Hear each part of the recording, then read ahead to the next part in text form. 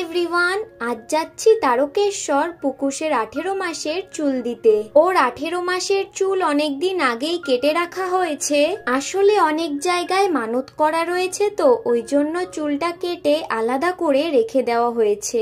আর এইদিকে দেখো, তোমাদের সাথে কথা বলতে বলতে তারকেশ্বরও চলে এসেছি। এখন চলে এসেছি হোটেলে। এখানে একটা রুম নিয়ে ব্যাগ ট্যাগ রেখে চলে যাব পুজো দিতে।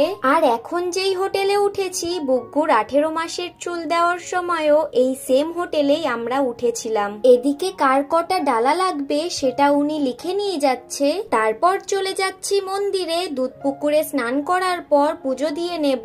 আর এইদিকে মন্দিরে প্রবেশ করার পর আর কোনো ভিডিও তুলিনি আমি। একেবারে পুজো দিয়ে বেরিয়ে একটা নিরামিষ দোকানে সবাই মিলে খেয়ে দে এখন বাড়ির উদ্দেশ্যে রওনা দিলাম। আজকের জন্য এইটুকুই। ভালো লাগলে সাবস্ক্রাইব করে দিও। ওকে, বাই।